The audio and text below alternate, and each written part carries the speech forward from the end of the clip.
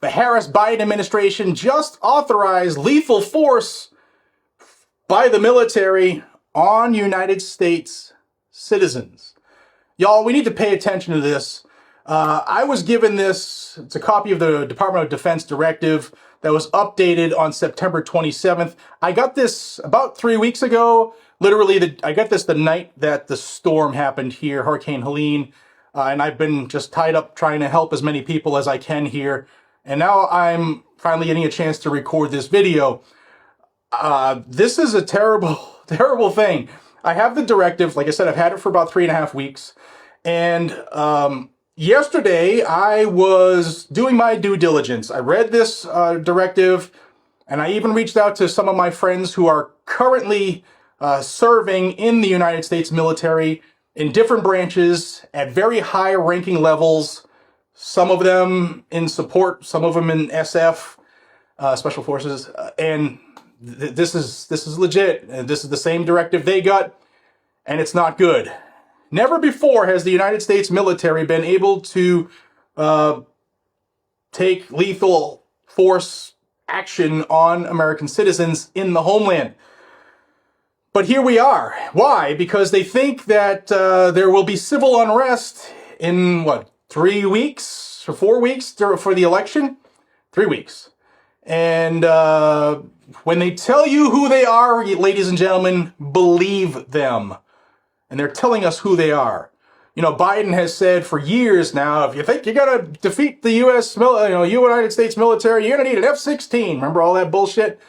Well, he just cleared the military to take action. Here is the DoD Directive 5240.01 that was just updated, like I said, September 27th.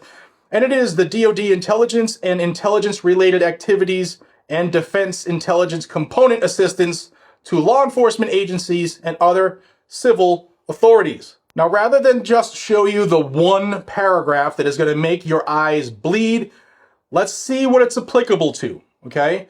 This issuance applies to the Office of the Secretary of Defense, the military departments, the Office of the Chairman of the Joint Chiefs of Staff and the Joint Staff, the combatant commands, the Office of Inspector General of the Department of Defense, the defense agencies, the Department of Defense field activities, and all other organizational entities within the Department of Defense referred to collectively in this issuance as the DoD components. Now, this issuance does not apply to activities conducted by the National Geospatial Intelligence Agency pursuant to Section 442 of Title 10 of the U.S. Code or Section 3045 of Title 50 of the U.S. Code for A, humanitarian assistance, B, disaster readiness, response, and recovery, C, maritime and aeronautical safety of navigation, D, environmental and security vulnerability studies, E, mapping, charting, and geodetic missions, F,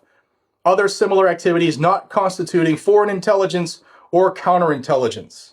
Okay, so of those things that it does not apply to, it wouldn't take but a single order from above to turn that into a different scenario where they're going to say there's public and civil unrest. And here's the part that everybody should be aware of. This is the part a lot of people have been reaching out about in the last couple weeks here, and I have verified it. This is the one that everybody got issued, and my friends in the military have all said the same thing, that this was not accidentally included. Here it is. You go to Section 3.3, Levels of Authority. Subject to paragraph 3.1, defense intelligence components may provide personnel to assist the federal department or agency, including a federal law enforcement agency or a state or local law enforcement agency, when lives are in danger, in response to a request for such assistance in accordance with the following approval authorities. 1. The Secretary of Defense may approve any type of requested permissible assistance prescribed in paragraph 3.2. 2. The decision to approve requests for these types of permissible assistance described in paragraph 3.2 to law enforcement agencies and other civil authorities are reserved to the Secretary of Defense. A. Provision of personnel to support response efforts for civil disturbances, which may also require presidential authorization. B. DoD response to chemical, biological, radiological, nuclear, and high-yield explosive incidents. C, and this is the big one, assistance in responding with assets with potential for lethality, or any situation in which it is reasonably foreseeable that providing the requested assistance may involve the use of force that is likely to result in lethal force, including death or serious bodily injury. It also includes all support to civilian law enforcement officials in situations where a confrontation between civilian law enforcement and civilian individuals or groups is reasonably anticipated. Such use of force must be in accordance with DoD, that's Department of Defense Directive 5210.56, potentially as further restricted based on the specifics of the requested support. D, provision or use of DoD unmanned systems, drones, in the United States, except as delegated by the Secretary of Defense pursuant to the October 31, 23 Secretary of Defense memorandum.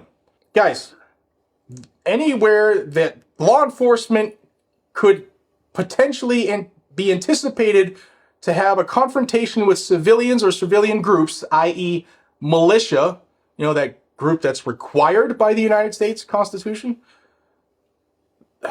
they're authorized to, upon request and approval by the Secretary of Defense, and perhaps in some situations the President, they're approved to shoot you, to kill you. That's how far we have fallen. That's how far we have drifted away from the republic that our forefathers died to create. It doesn't get any more real than this. I have a link down below if you want to read this directive. It's 22 pages, but the section I just highlighted is all you need to know. If you're in the military, heed this call.